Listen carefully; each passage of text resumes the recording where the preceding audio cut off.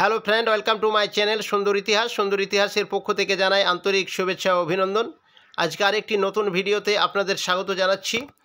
তো আপনারা স্ক্রিনে দেখতে পাচ্ছেন যে 2019 সালে WBPSCর যে ক্লার্কশিপ প্রিলি এক্সাম হয়েছিল, সেই প্রিলি এক্সামের ডি সিরিজের যে প্রশ্নপত্রটি ছিল, সেই প্রশ্নপত্রে কী ধরনের প্রশ্নপত্র এসেছিল আজকে আমরা এই প্রশ্ন থেকে প্রথমে আমরা এখানে সিলেবাসটা দেখতে পাচ্ছি, বুকলেট, টেক্সট বুকলেট, এখানে জেনারেল স্টাডিজ, অ্যারিথমেটিক এবং ইংলিশ। তো প্রথমে আমরা জেনারেল স্টাডিজটি নিয়ে আলোচনা করব আজকের এই ভিডিওতে। আপনারা দেখতে পাচ্ছেন যে এখানে যে বুকলেট সিরিজটা পড়েছিল সেটা হচ্ছে ডি। এই ডি সিরিজে যে ধরনের জেনারেল নলেজ অর্থাৎ জেনারেল স্টাডিজ বিষয়ে যে প্রশ্নগুলো এসেছিল, সেই প্রশ্নগুলো নিয়ে আজকের এই ভিডিওতে আলোচনা করা হবে। তার আগে আপনারা জেনে নেবেন যে এই পরীক্ষায় 100টি মার্ক থাকে। 100টি মার্ক যেমন থাকে, প্রশ্নও থাকে 100টি। তার জন্য সময় দেওয়া হয়েছে 1.5 ঘন্টা। এখানে আমরা দেখতে পাচ্ছি 1.5 ঘন্টার সময় কিন্তু রয়েছে। তো আমরা এবার সরাসরি প্রশ্নতে চলে যাব, প্রশ্ন দেখে নেব কী ধরনের প্রশ্নপত্র এই 2019 সালে প্রিলিতে এসেছিল ক্লার্কশিপ এক্সামে।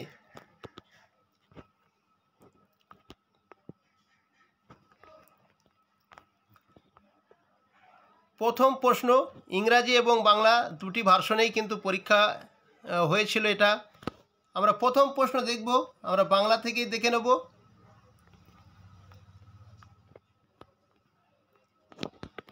এক নম্বর প্রশ্নেতে বলা হয়েছে শ্রী শ্রী রামকৃষ্ণ দেবের জন্মস্থান কামারপুকুর হলো। তো এই কামারপুকুর হলো, এই জায়গাটাকে আমাদেরকে নির্দেশ করতে হবে হাওড়া জেলায়, না হুগলি জেলায়, না পূর্ব বর্ধমান জেলায়, না নদিয়া জেলায়। তো এই প্রশ্নের সঠিক উত্তরটি হয়ে যাবে অপশন বি, হুগলি জেলায়। অবশ্যই মনে রাখবে যে শ্রীকৃষ্ণদেবের জন্মস্থান কামারপুকুর, এটি হলো হুগলি জেলায়। 2 নম্বর প্রশ্ন অস্ট্রেলিয়ার রাজধানীর নাম কি? অস্ট্রেলিয়ার রাজধানীর নাম হয়ে যাবে অপশন সি, ক্যানবেরা। তো এই অস্ট্রেলিয়া থেকে প্রায়ই এক্সামে দেখা যায় একটা কোশ্চেন আসেই। তো সেই জন্য অস্ট্রেলিয়াটাকে ভালো করে কিন্তু প্রস্তুতির মধ্যে রাখতে হবে। অস্ট্রেলিয়ার রাজধানী যেমন ক্যানবেরা, অস্ট্রেলিয়ার জাতীয় যে প্রাণী সেটি হচ্ছে কাঙ্গারু, এটিও পরীক্ষায় আসতে দেখা যায়। এগুলো আমাদেরকে মনে রাখতে হবে। এবার আমরা 3 নম্বর প্রশ্নটা দেখে নেব। 3 নম্বর প্রশ্নতে বলা হয়েছে ভারতীয় সংবিধানের 370 ধারা বাতিল করার জন্য নিম্নে উল্লেখিত রাষ্ট্রগুলির মধ্যে কোনটি ভারত সরকারের সমালোচনা করেছে? তো এই প্রশ্নের সঠিক উত্তরটি হয়ে যাবে অপশন সি, তুরস্ক। এটি ছিল তুরস্ক। তারপরে আমরা দেখে নেব 4 নম্বরের প্রশ্ন। এখানে বলা হয়েছে নিম্নলিখিত ব্যক্তিদের মধ্যে কে সাহিত্যে নোবেল পুরস্কার পাননি? সাহিত্যে কে নোবেল পুরস্কার পাননি? তো এই প্রশ্নের সঠিক উত্তরটি হয়ে যাবে অপশন ডি, অলগা টকারজুক। এই অলগা টকারজুক মনে রাখতে হবে 2018 সালে তিনি সাহিত্যে নোবেল পুরস্কার জন্য কিন্তু মনোনীত হয়েছিলেন এবং 2019 সালে তাকে বিলম্বিতভাবে সেই পুরস্কারটি তুলে দেওয়া হয়েছিল। যে কারণে আমরা যে অপশনগুলো দেখতে পাচ্ছি প্রত্যেককেই কিন্তু সাহিত্যে নোবেল পুরস্কার পেয়েছে, কিন্তু এখানে পাননি কথাটা যখন বলা হয়েছে তখনই এই 2019 সালে অলগা টকারজুককে এটি বিলম্বিতভাবে পুরস্কৃত করা হয়েছিল, যে কারণে এটি সঠিক উত্তর হয়ে যাবে। তারপরে 5 নম্বরের প্রশ্ন নিম্নে উল্লেখিত ব্যক্তিদের মধ্যে বর্তমানে কে ভারতের বিদেশ মন্ত্রী? অর্থাৎ এটিকে মাথায় রাখতে হবে 2019 সালে সেই সময়তে যিনি ভারতের বিদেশ মন্ত্রী ছিলেন তিনি হচ্ছেন S Jaishankar. Option D is the correct answer.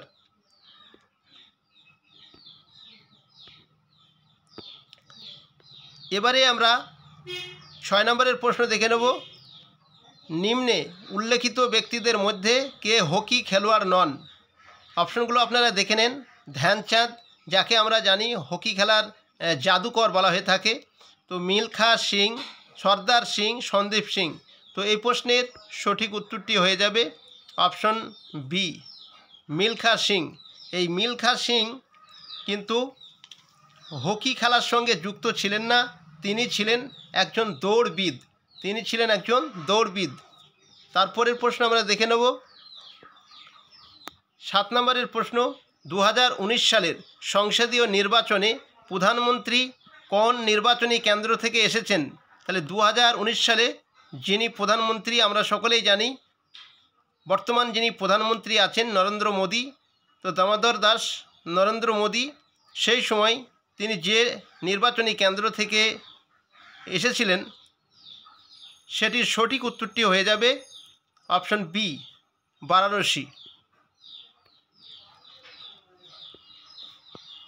8 নম্বরের প্রশ্ন। 2020 সালের গ্রীষ্মকালীন অলিম্পিক প্রতিযোগিতা অনুষ্ঠিত হবে যে শহরে, সেটি হলো।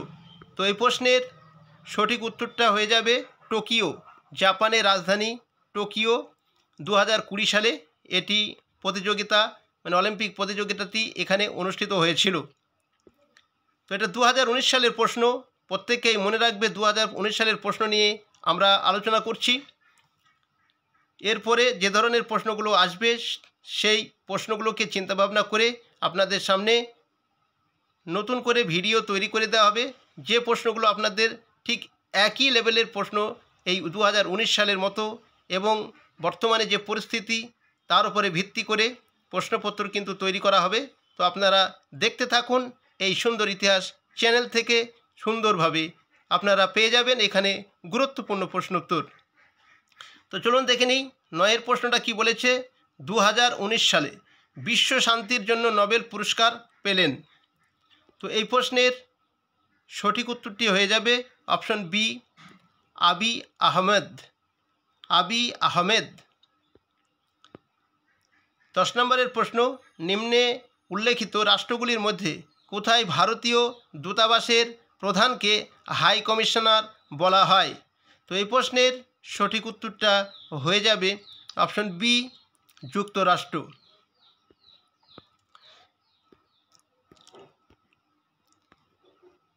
এবারে আমরা 11 নম্বরের প্রশ্ন দেখে নেব। কেশব মহারাজ যে দেশের হয়ে ক্রিকেট খেলেন? তো এই প্রশ্নের সঠিক উত্তরটি হয়ে যাবে অপশন সি, দক্ষিণ আফ্রিকা। 12 নম্বরের প্রশ্ন। ভারতের পূর্বমুখী কর্ম লোক ইস্ট নীতির সূচনা করেন? তো এই প্রশ্নের সঠিক উত্তরটি হয়ে যাবে অপশন ডি, নরেন্দ্র মোদী। 13 নম্বরের প্রশ্ন। অমরকণ্টক শহরটি কোথায় অবস্থিত এটা জানতে চাওয়া হয়েছে। তো এই প্রশ্নের সঠিক উত্তরটি হয়ে যাবে অপশন বি, মধ্যপ্রদেশে এই অমরকণ্টক শহরটি অবস্থিত। 14 নম্বরের প্রশ্ন। বর্তমানে জম্মু ও কাশ্মীরের রাজ্যপাল হলেন? তো সেই সময় অর্থাৎ 2019 সালের কথা এটা বলা হচ্ছে। তো এটি সঠিক উত্তর হয়ে যাবে অপশন সি, সত্যপাল মালিক। 15 নম্বরের প্রশ্ন। উসাইন বোল্ট একজন কোন খেলার সঙ্গে যুক্ত এখানে জানতে চাওয়া হয়েছে। তো এটি হয়ে যাবে অপশন এ, দূরপাল্লার দৌড়বিদ ছিলেন এই উসাইন বোল্ট।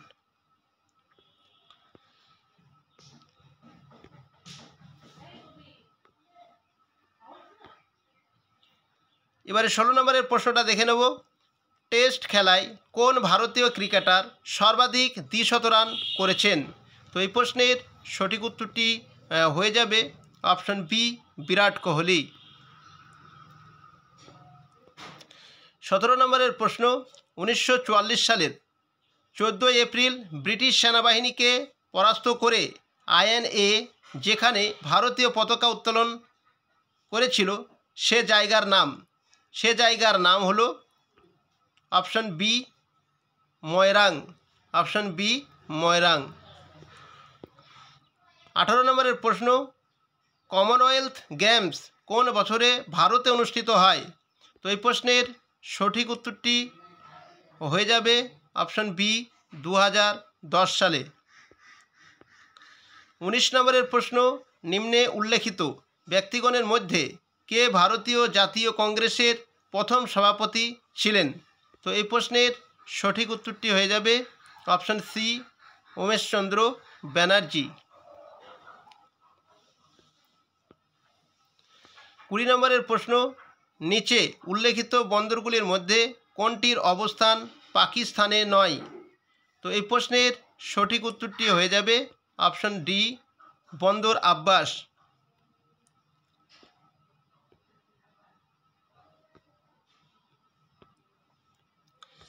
এবারে 21 নম্বরের প্রশ্ন, মামল্লপুরম সম্পর্কে নিম্নে উল্লেখিত বিবৃতিগুলির মধ্যে কোনটি অসত্য? তো এই প্রশ্নের সঠিক উত্তরটি হয়ে যাবে অপশন সি, এখানে কথাকলি নৃত্যের জন্ম। এটি অসত্য, বাকিগুলো সব সত্য। 22 নম্বরের প্রশ্ন, বিশ্বের উষ্ণায়নের জন্য নিম্নলিখিত কারণগুলির মধ্যে কোনটি দায়ী নয়?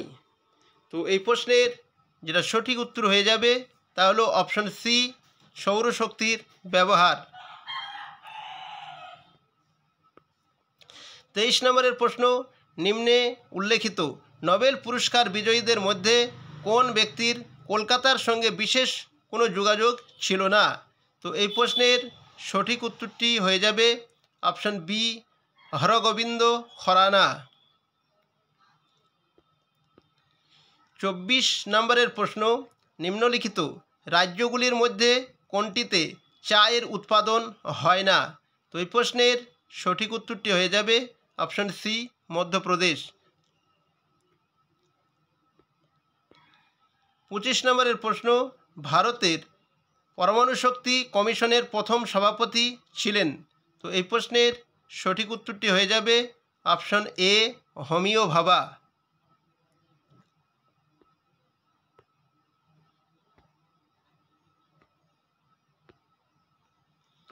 এবারে 26 নম্বরের প্রশ্ন, স্বাধীন ভারতে প্রথম ভারতীয় গভর্নর জেনারেল ছিলেন?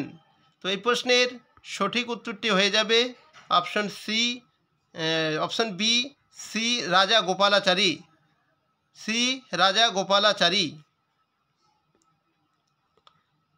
27 নম্বরের প্রশ্ন, কোনটি অতীতে পর্তুগিজদের কলোনি ছিল না? তো এই প্রশ্নের সঠিক উত্তরটি হয়ে যাবে অপশন ডি আন্দামান ও নিকোবর দ্বীপপুঞ্জ। বাকিগুলো সবই পর্তুগিজদের অধীনে ছিল। এবার 28 নম্বরের প্রশ্ন, নিম্নলিখিত রাষ্ট্রগুলির মধ্যে কোনটি বিমস্টেক গোষ্ঠীর সদস্য নয়? তো এই প্রশ্নের সঠিক উত্তরটি হয়ে যাবে অপশন এ পাকিস্তান। 29 নম্বরের প্রশ্ন, বিশ্বের বৃহত্তম রেন ফরেস্টে অগ্নিকাণ্ডের জন্য সাম্প্রতিককালে কোন দেশের নাম সংবাদ শিরোনামে ছিল? তো এই প্রশ্নের সঠিক উত্তরটি হয়ে যাবে অপশন বি ব্রাজিল। তো এগুলো সবই ছিল 2019 সালের। তো যেহেতু 19 সালের পরীক্ষা হয়েছে, তো সেই জন্য এই কারেন্ট অ্যাফেয়ার্সগুলো যেগুলো ছিল সবই ম্যাক্সিমাম 19 সালের প্রশ্ন কিন্তু ছিল। তো এখন যদি পরীক্ষা হয় তাহলে আমাদের এই 23 সাল এবং 24 সাল বেশি করে ফলো করতে হবে। 24 সালটা 23 সালের কয়েকটা দেখতে হবে, শেষের দিকটা ডিসেম্বর নভেম্বরে যে যেগুলো কারেন্ট অ্যাফেয়ার্স দেখা গিয়েছিল সেই বিষয়গুলোকে আমাদের একটু দেখে যেতে হবে, তাহলে কিন্তু আমরা আমাদের বিষয়টাকে আমরা কভার করতে পারবো। তো চলুন তারপরের প্রশ্নটা দেখে নিই। 30 নম্বরের প্রশ্ন, ইসরো এর সদর দপ্তর হলো? তো এই প্রশ্নের সঠিক উত্তরটি হয়ে যাবে অপশন বি বেঙ্গালুরুতে, কর্ণাটকের রাজধানী বেঙ্গালুরুতে।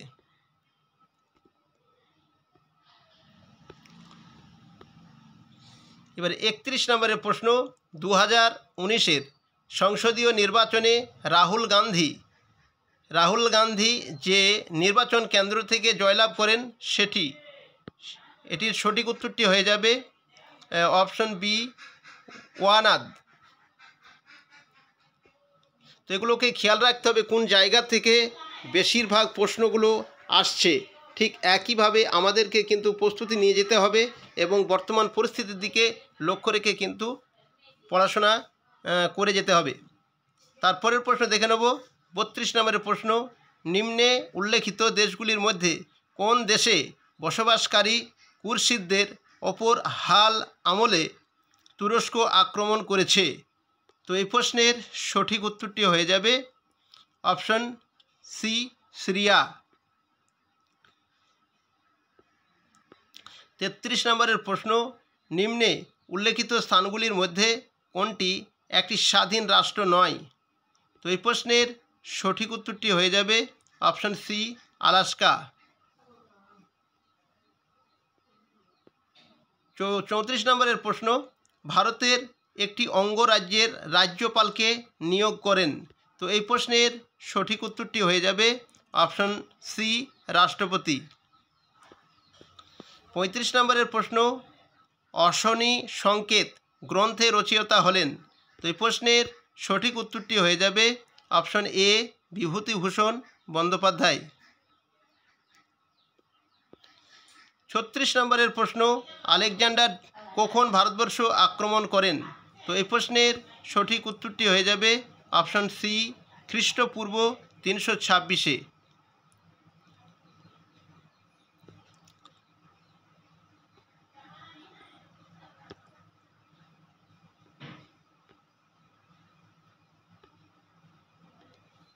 এবারে 37 নম্বরের প্রশ্নটা দেখে নেব। নিচে কিছু খেলোয়াড়ের নাম এবং যেসব খেলায় তারা পারদর্শী তা দেওয়া হয়েছে। খেলোয়াড়ের নাম এবং খেলা ঠিকমতো চিহ্নিত করতে হবে। 1 নম্বর অপশনে দেওয়া আছে ক্রিশ্চিয়ানো রোনাল্ডো ক্রিকেট, তারপরে Simona Halep tennis, Tiger Woods billiards, Joe Root football. তো এখানে থেকে আমরা যেটা বুঝতে পারছি একটি সঠিক, সেটি হলো option B, Simona Halep tennis খেলার সঙ্গে যুক্ত ছিলেন।